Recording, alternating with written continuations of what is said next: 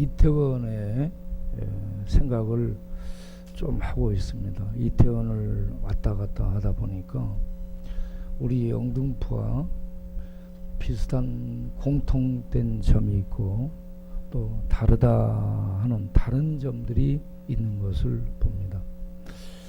비슷한 공통점은 술 문화, 그리고 음란 문화, 그리고 호텔, 이런 숙박 문화, 그리고 사우나, 이러한 문화와 클럽, 그쪽에 킹클럽, 퀸클럽, 이런 클럽 문화들이 있고 여기도 그렇죠. 그래서 그런 것들은 서로 비슷하다라고 생각이 듭니다.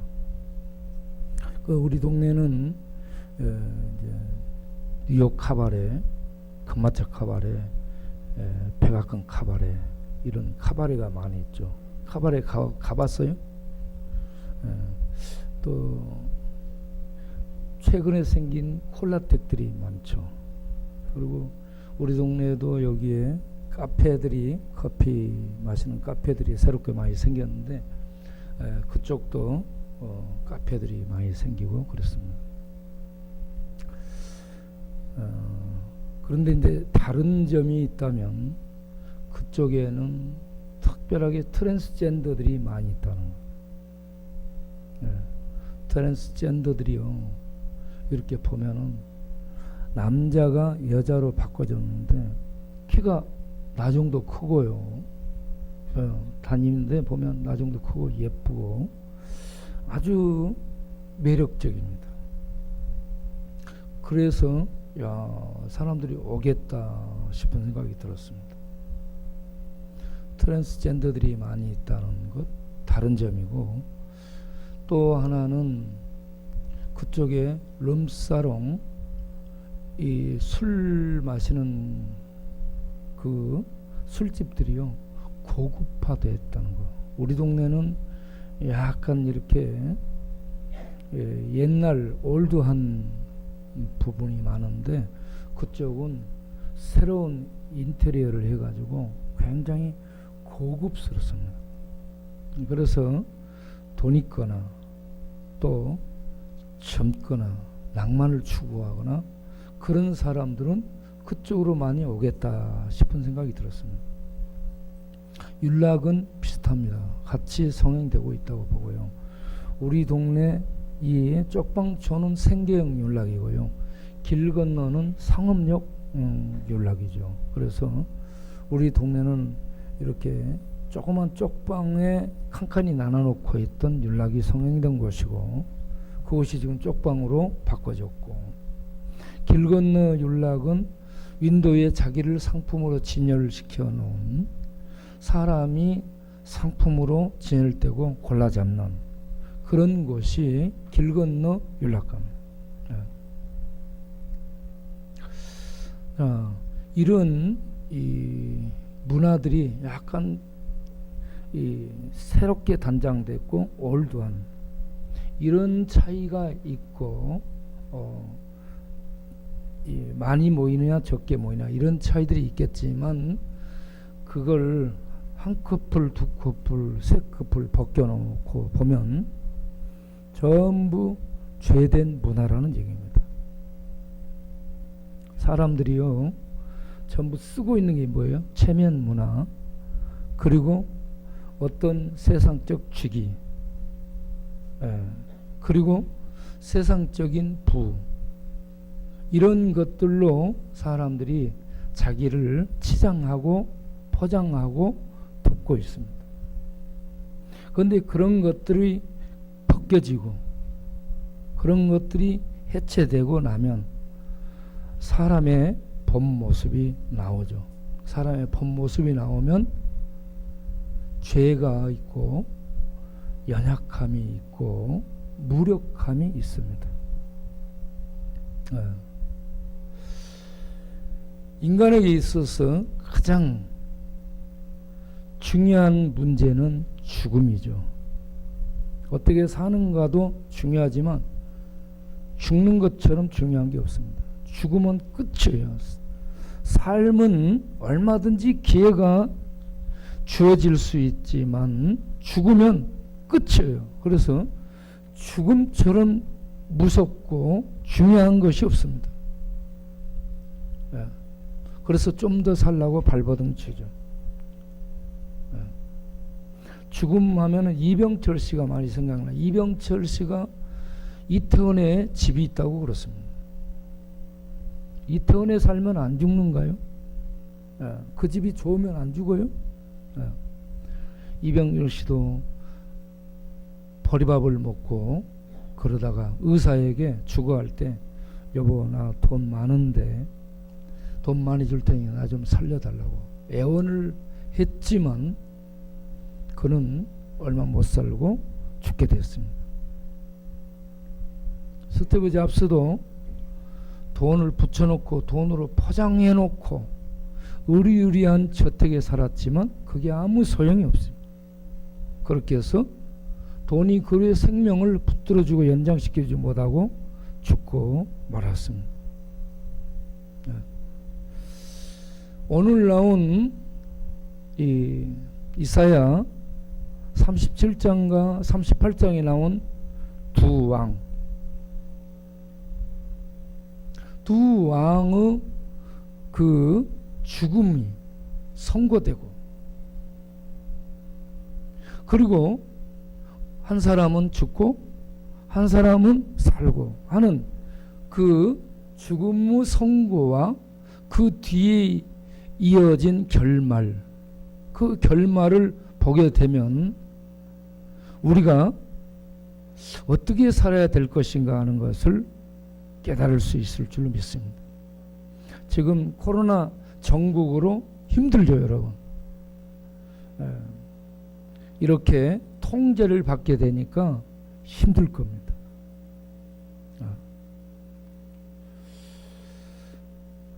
그런 속에서 우리가 훈련을 좀 받아야 되지 않을까. 훈련이 필요해서 하나님이 코로나 조교하고 교관을 보내가지고 온 세상을 지금 훈련시키고 있지 않은가, 그러한 생각도 해봅니다. 그런데 이런 코로나보다 더 무서운 게 이제 하나님의 죽음 선언이죠. 코로나는 우리들이 의학을 통해서 의료시설을 통해서 빨리 처리해가지고 살 수 있는 그런 확률이 있지만 하나님이 그의 종들을 통해서 직접 너 죽는다 라고 말씀이. 그러면 어떻게 되겠습니까? 자, 아수르 왕에 대해서도 죽음이 선고됩니다. 37장 아수르 이사야 37장 7절을 보면 보라 내가 영을 그의 속에 두리니 그가 소문을 듣고 그의 고국으로 돌아갈 것이며 또 내가 그를 그의 고국에서 칼에 죽게 하리라. 사내의 왕이 고국으로 돌아가서 죽으리라 라고 하나님께서 말씀을 합니다. 그 말씀대로 37장 36절부터 보면 여호와의 사자가 하나님의 영으로 있던 여호와의 사자, 여호와의 사자는 천사일 수도 있지만 예수님일 수도 있습니다. 여호와의 사자가 나가서 아수르 군대를 쳐 죽이죠. 18만 5천을 순식간에 죽입니다. 자, 아침에 밤사이에 다 죽게 되고 아침에 일어나 보니까 이거 뭐 전부 시체예요. 이게 전염병으로 쳤는지 뭘로 쳤는지 모르죠. 하나님이 어떻게 쳤는지 모릅니다. 하나님이 일을 행하시면 막을 자가 없습니다. 그래서 계획을 말씀드렸죠. 내가 왕을 죽이리라 했는데 그렇게 해서 그 군대가 죽게 되고, 이제 하나님이 이 아수르를 치네, 이 소문이 왕에게 들려졌을 거 아니에요. 그래서 왕이 혼비백산해 가지고 소문을 듣고 그의 군대가 다 죽은 것을 보면서 고국으로 돌아가죠. 고국으로 돌아가서 그가 그러면 하나님이 어떤 분인지를 알고 하나님을 찾아야 될 텐데, 하나님 찾아요? 하나님을 안 찾죠. 이게 문제예요. 하나님을 안 찾고 37절에 보면 아수르 사네립 왕이 떠나 돌아가서 그의 성 니느웨에 거주하면서, 그가 힘든 상황이 되니까 어때요? 사람들이 힘들면 어떻게 합니까? 무당 찾아가든지 구슬을 하든지 세상 사람들 다 그 짝을 한다고요. 그렇게 해요. 그런 것처럼 이 아수르 왕이 자기 신, 39절에 자기가 섬기는 신 리스룩 신전에 가서 그 신에게 경배, 독수리 형상의 신을 크게 만들어 놓고 그 신에게 경배를 했더라 이거죠.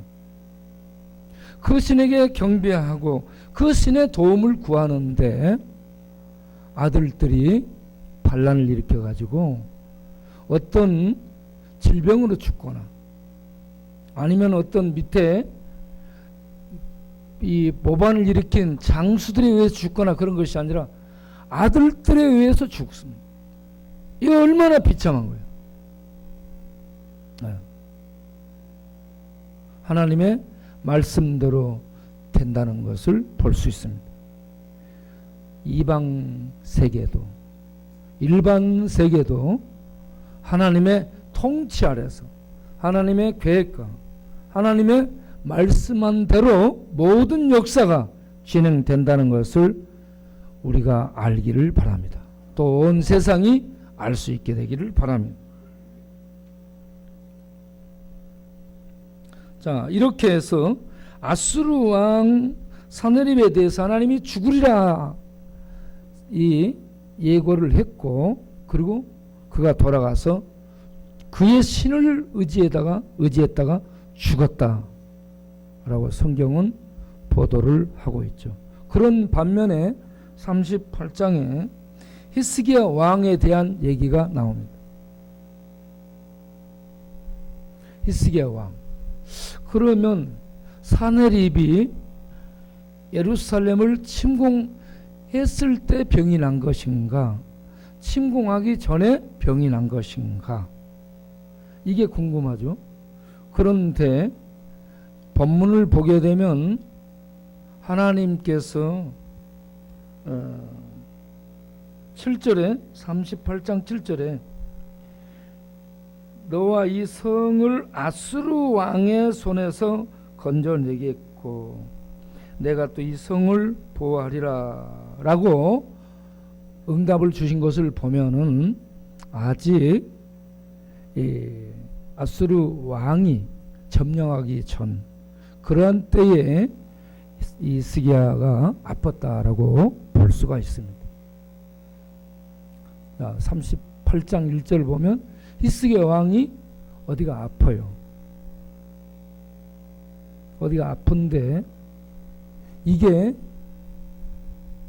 뼈꼬리 쑤시는 병이었습니다.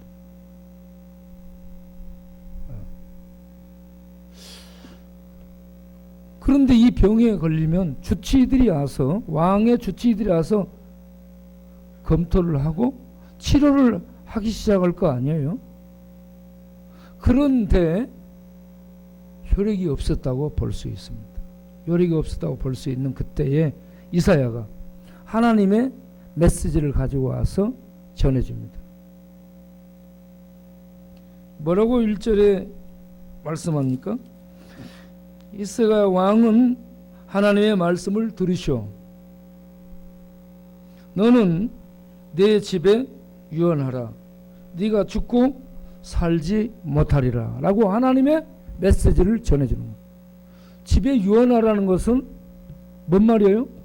너 죽은 다음에 누가 왕이 될 것인지 시끄러울 테니까 빨리 후사를 정해가지고 시끄럽지 않도록 정리를 해라.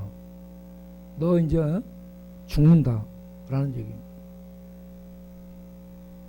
이때가 히스기야 몇 살 때쯤 됐을까요? 히스기야가 25살에 왕이 되고요. 이때가 14년쯤 됐을 때입니다. 히스기야 왕이 14년. 그러면 40대 중년이에요. 40대. 39세에서 40대 중년인데 어떤 병이 들어가지고 아픈 상태여서 이거 뭐 아무 효험이 없고 하나님의 선지자 이사야가 와서 이제 죽을 테니 정리하셔. 후사를 정하고 정사를 이렇게 맡기도록 하시오. 이런 유언을 하라고 얘기를 하는 거예요. 이런 말을 들었을 때 히스기야가 어떻게 행동을 합니까? 이제 끝났구나. 하나님이 이렇게 말씀하시니 이제 나는 죽었구나. 끝났구나. 그리고 어떤 산으로 올라가서 뭐 극단적으로 자살한다든지 아니면 뭐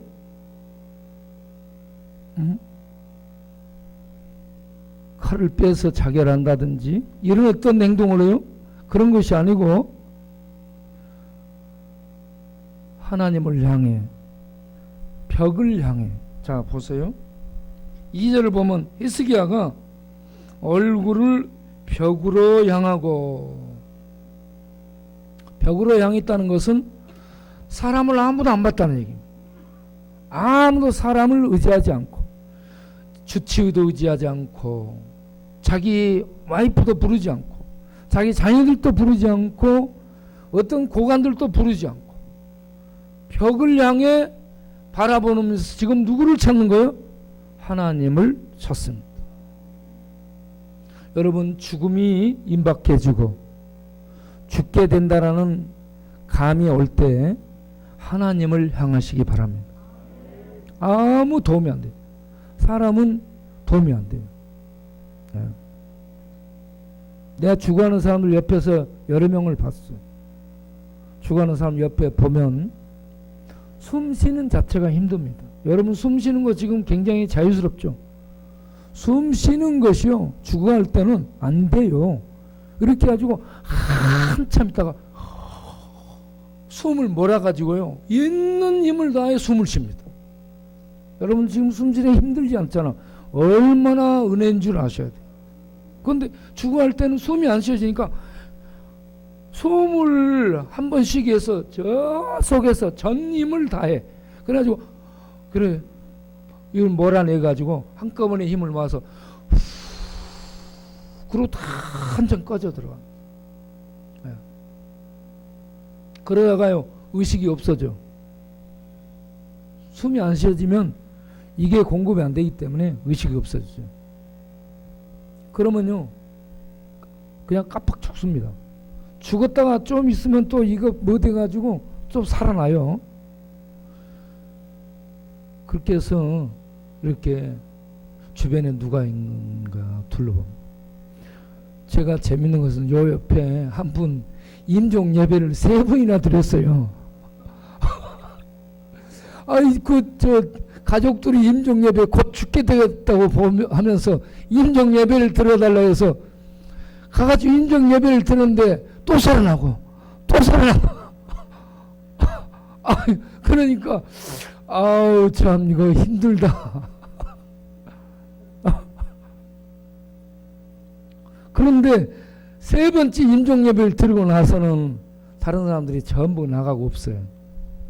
그런데 저만 남았는데 그때 그분이 마지막 힘이 돌아가지고 쭉 주변을 둘러보고 그리고 제가 손을 딱 잡고 있다가 제 눈과 마주친 다음에 눈으로 서로 말을 했죠. 그러니까 이분이요 얼굴이 편안해지면서 이렇게 돌아가시는 거 있잖아요. 마지막에 돌아가실 때에 옆에서 가족들은 보기가 힘듭니다. 무서워요. 그래서 마지막을 대부분 목회자들이 이렇게 보내게 될 텐데, 목회자들이 적시에 가서 이렇게 그들을 안아주고 위로해주고 기도해주고 그렇게 같이 하잖아요. 굉장한 위로를 얻고 눈을 감는 그러한 모습을 봤습니다. 자, 그런데 히스기야 있잖아요. 히스기야가 하나님이 이사야를 통해 죽는다라고 하니까 모두를 물리치고 바로 벽을 향합니다. 벽을 향했다는 것은 하나님을 대면했다는 얘기입니다. 하나님을 대면하고 3절에 보세요. 여호와여 구하오니 내가 주 앞에서 진실과 전심으로 행하며 주의 목전에서 선하게 행한 것을 기억하옵소서. 이거는 어디에 나온 얘기냐면 열왕기하 18장 3절부터 8절 사이에 나오는 말씀입니다. 열왕기하 18장 3절부터 보면 히스기야가 왕이 된 다음에 산당을 무너뜨립니다. 주상 바알 신전, 바알 신상, 아세라 목상들을 무너뜨립니다. 4절 보세요. 18장 4절. 그가 산당들을 제거하고 주상 바알을 깨뜨리고 아세라를 찍고 노뱀도 깨버립니다. 노뱀을 숭배하거든요. 교회 여러분 십자가를 숭배하면 안 돼요. 십자가는 상징이에요. 노뱀을 숭배해. 그래서 노뱀을 깨버리고 르스단이라고 합니다. 이거는 노조각이다. 이걸 왜 숭배하냐? 똑같다. 바알이나 아세라나 이 노뱀을 숭배하는 건 똑같은 우상 숭배하는 것이다. 깨버리는. 그 다음 보세요. 5절 보면 히스기야가 하나님을 의지했습니다. 그래서 그러한 사람이 없었다라고 보도를 하고 있죠. 그가 여호와께 연합하여 하나님을 떠나지 않고 그의 계명들을 지켰다. 이렇게 우상을 제거하고 하나님의 계명을 지켜서 신실하게 신앙생활을 한 그런 신자였고 왕이었습니다. 히스기야. 그 다음 7절. 7절 보세요. 그래서 하나님이 함께 하셔서 어디를 가든지 형통했습니다. 그런데 문제는 그가 아수르 왕을 배반했다라는 얘기입니다. 이게 이제 문제예요. 아수르. 사네립이 이것 때문에 들어오게 되는 거죠.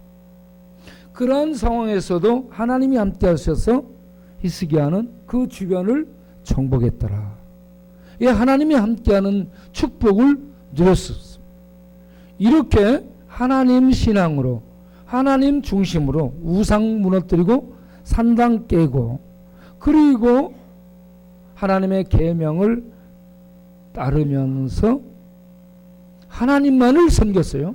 아수르 왕을 섬기지 않고 하나님만을 섬겼다는 얘기죠. 그 문제 때문에 아수르 왕이 침공했어요. 그래서 히스기야가 이제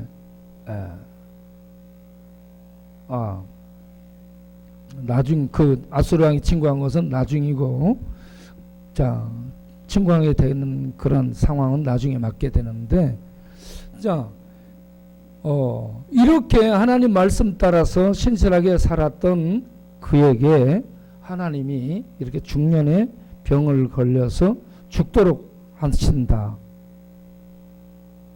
그래서 하나님 앞에 하나님, 제가 하나님 그렇게 섬겼는데 하나님 저를 불쌍히 여겨 주옵소서 하면서 벽을 향해 하나님 바라보고 기도했을 줄로 믿습니다.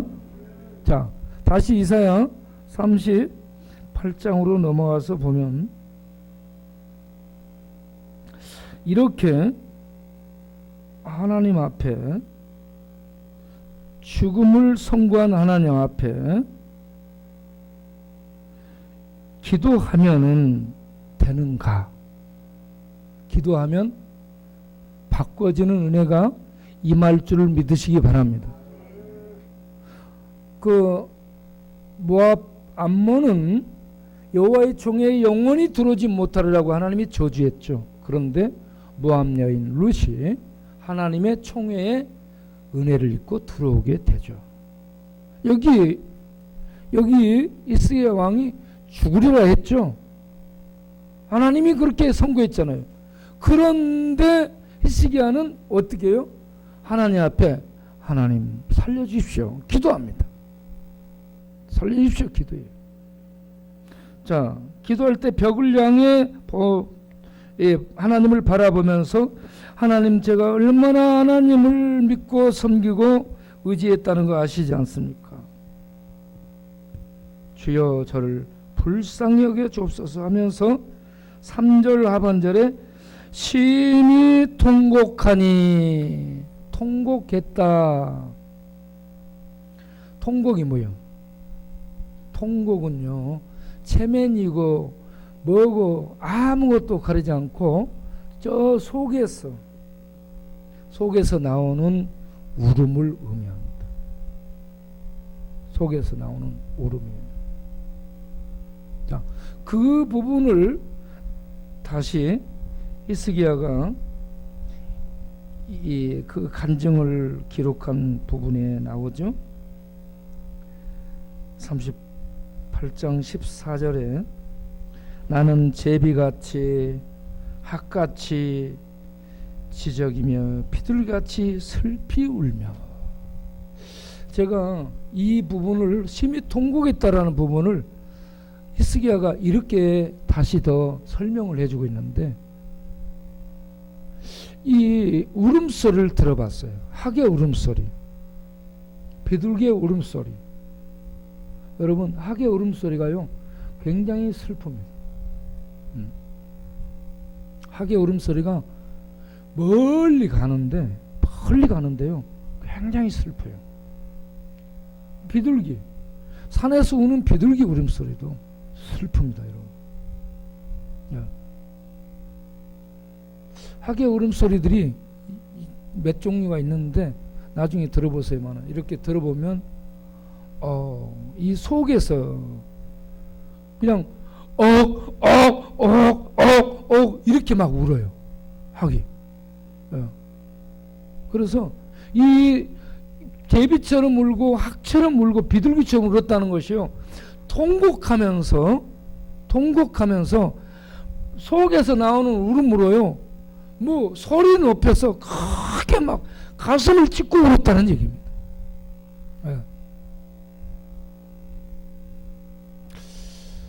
자기의 죽음을 자기가 슬퍼한 것일까요? 여러분, 슬픔 울음이 나올 때가 있습니다.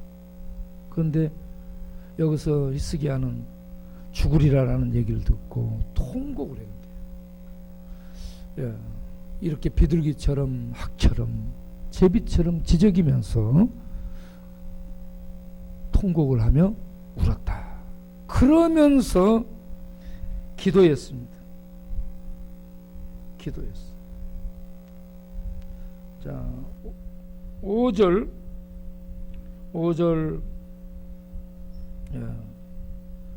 보면은 여호와께서 이같이 말씀하심을 내가 내 기도를 들었고 했죠. 기도를 어떻게 했느냐? 17절 16절 하반절부터 봐요. 38장 16절 하반절부터 보면은 주여 사람이 사는 것이 주의 은혜에 있고, 여러분 주의 은혜에 있어요.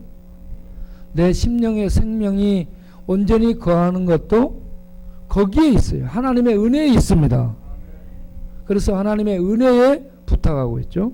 원하건대 비옵건대 주여 비옵건대 나를 치료하시며, 이 병을 치료해 주시며 나를 살려주옵소서 이렇게 기도합니다. 울면서 기도의 내용이 있어요. 이렇게 기도합니다. 17절에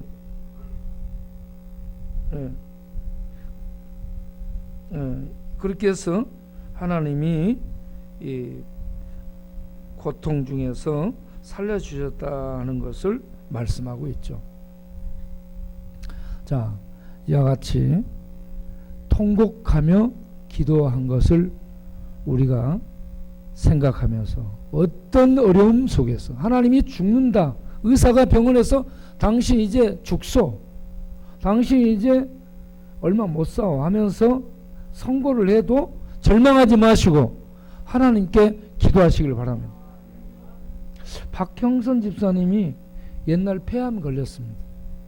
폐암 걸렸는데 그분이 하나님의 은혜로 치료받았습니다. 그런데 치료받았는데 대장암이 또 왔어요.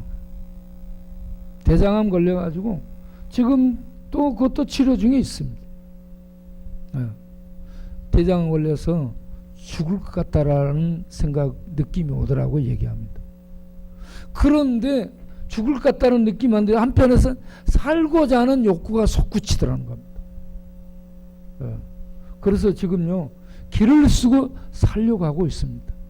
그래서 하나님께 기도하고 자기 몸 관리를 하고, 그래서 얼마 전에 만났을 때 펴쩍 말랐는데 건강해 보여요.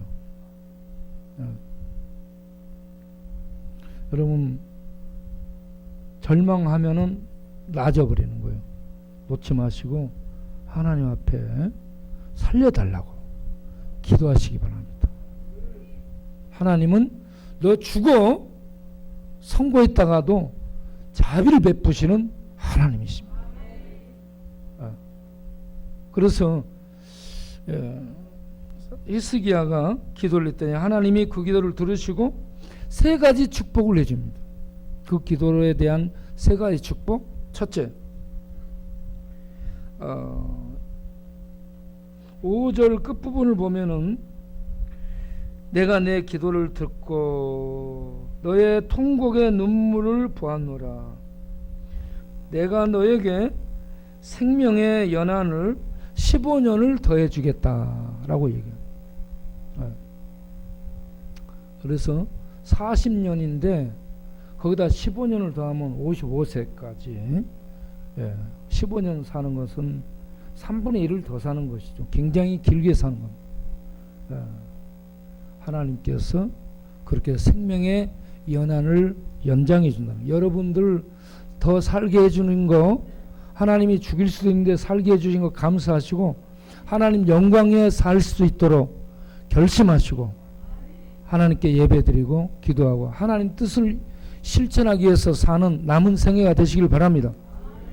자, 이런 첫 번째 생명의 연장.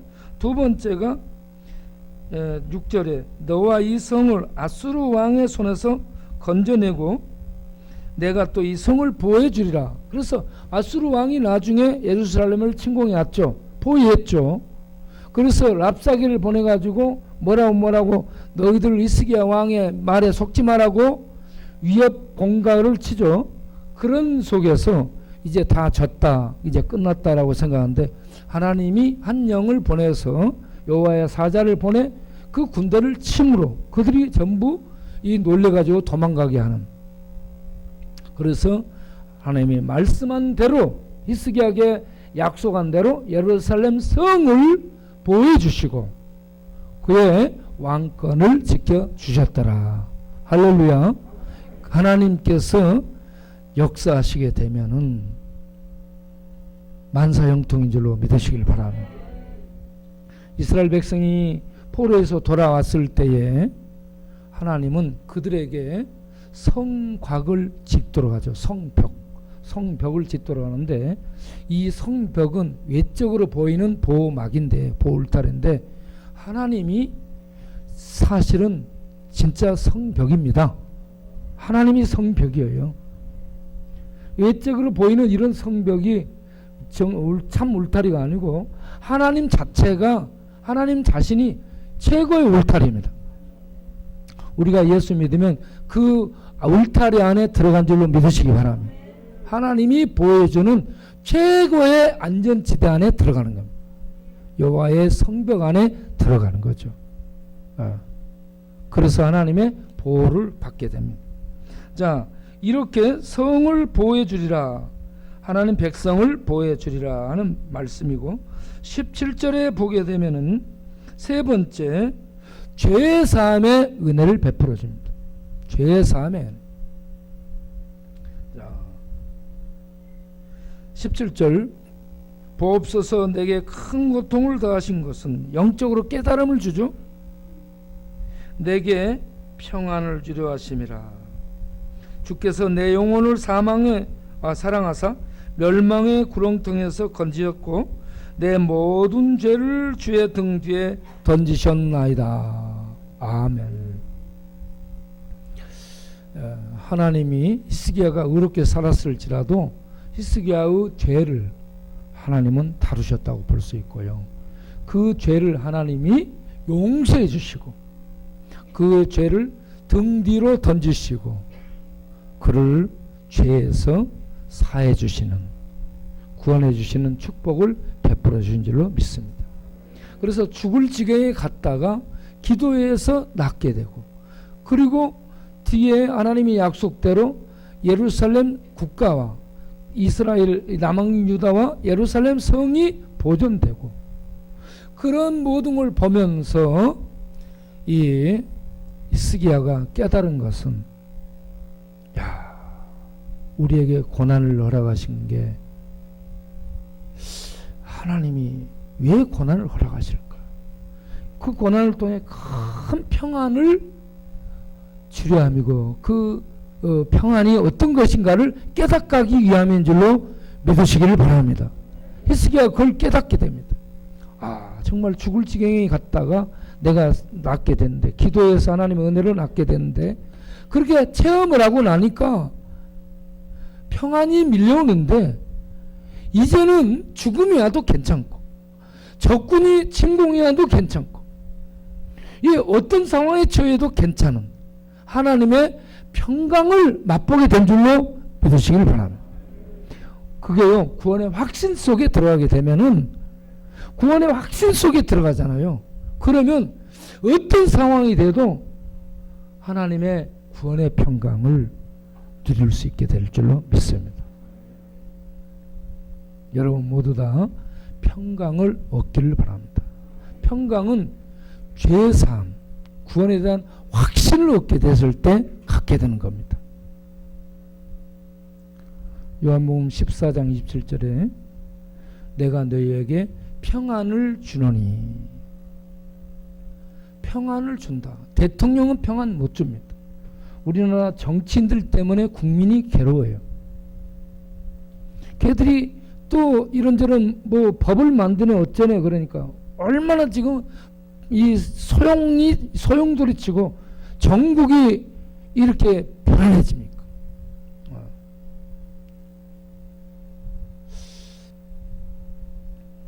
어떤 축제가 평안을 주거나, 어떤 새로운 정부가 평안을 주거나, 어떤 복지 정책이 평안을 주거나, 어떤 상급이 평안을 주거나 그러지 못합니다.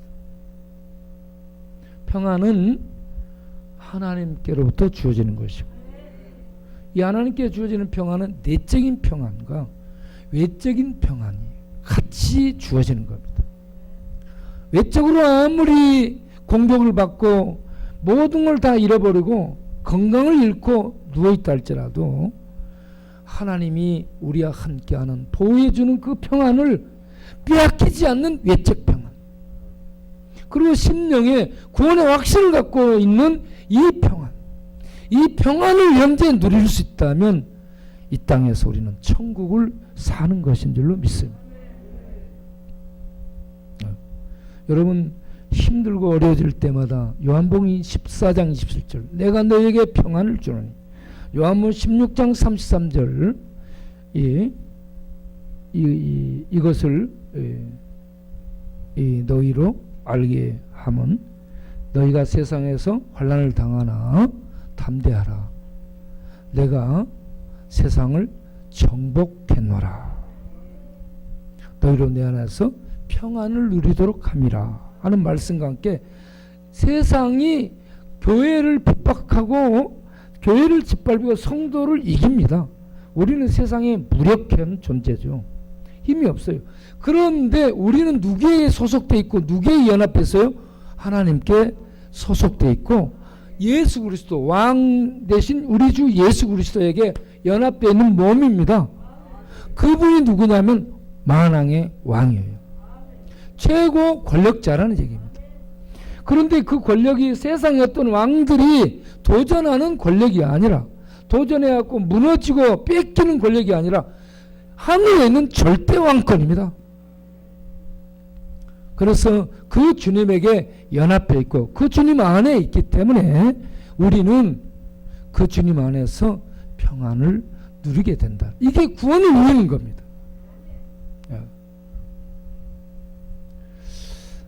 우리가 이 38장에서 이렇게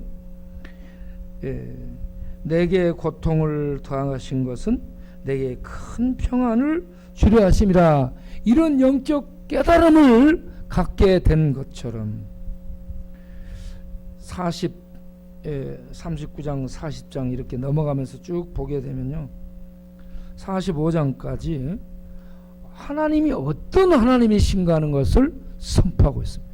제가 이 부분을 찾아 읽으면서요, 우리 하나님, 하나님을 위대하고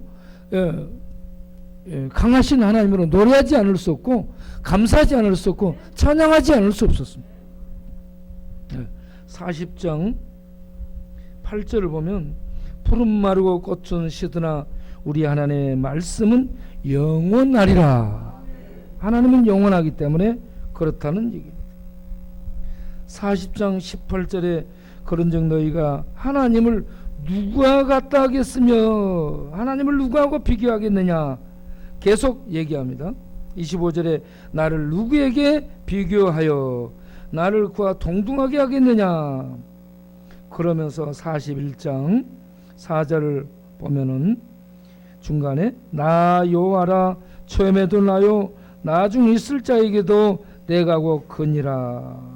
이렇게 하나님은 이 처음과 끝을 주관하시는 분이심을 말씀하시는데, 42장 5절을 보면 하늘을 창조하여 펴시고 땅과 그 소산을 내시며 땅의 백성에게 호흡을 주시며 땅에 행하는 자에게 영을 주시는 하나님 여호와께서 이와 같이 창조하시고 모든 걸 주관하시는 하나님이 여호와라고 말씀하고, 43장 3절에 왜냐하면 나는 여호와 내 하나님이요 이스라엘의 거룩한 이요 내 구원자임이라 하면서 말씀을 이어가면서 43장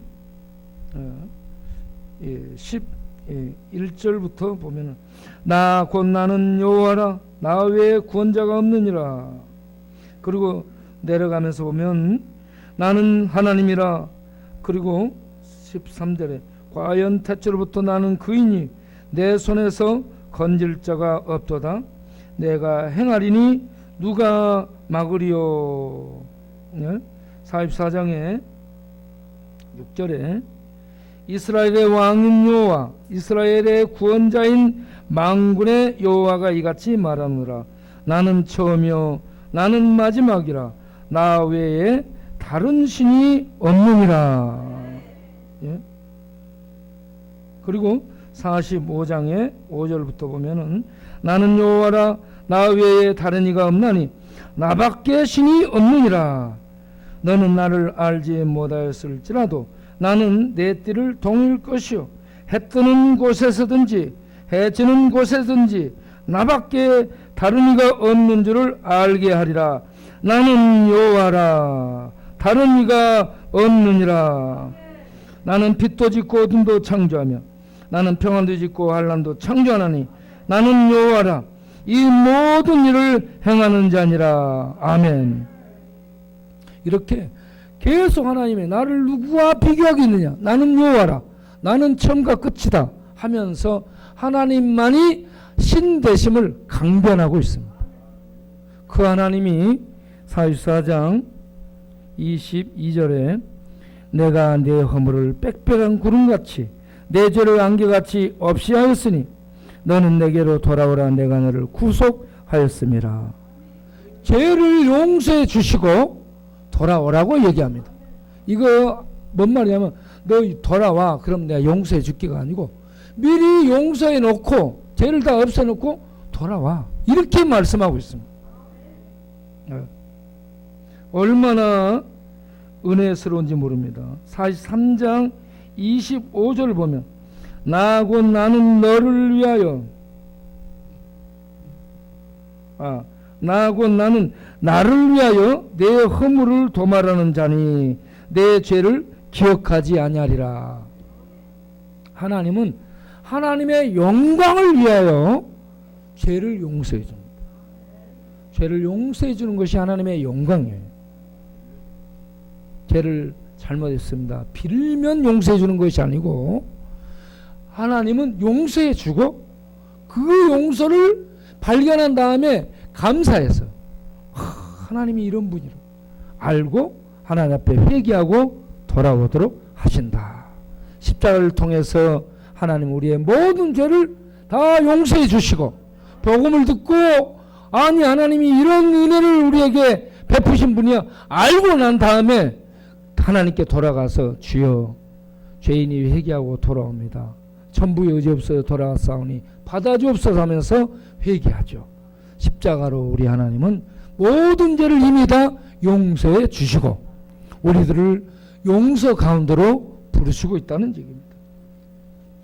그래서 다시 이사야 38장으로 돌아가서 보게 되면 히스기야가 그가 써놓은 이 일기에 19절을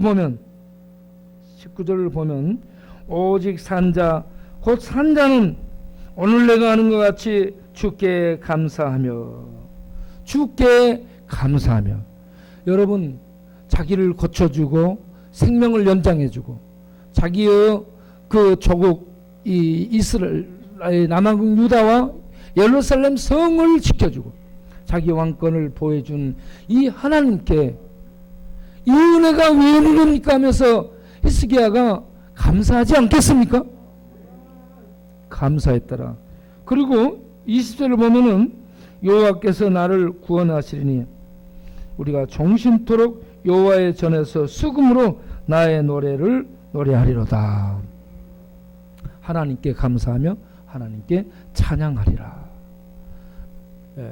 여러분 히스기야가 병들었지만 절망하지 않고 기도해서 은혜를 받고 살게 되는 것처럼 여러분 아무리 시대가 어둡고 절망적이고 개인적인 절망적인 상황이라도 여러분 절망하지 마시고 기도하시기 바랍니다. 하나님은 자비로우신 하나님, 은혜로우신 하나님, 우리를 긍휼히 여기시는 하나님이십니다. 그렇게 기도해서 개인적으로 축복받길 바랍니다. 그리고 개인적으로 축복이 나아가서 국가적인 축복으로 연결되죠. 그리고 영적인 큰 깨달음과 영적인 확신 속에 평강을 얻고 감사하고 노래하며 찬송하게 되죠.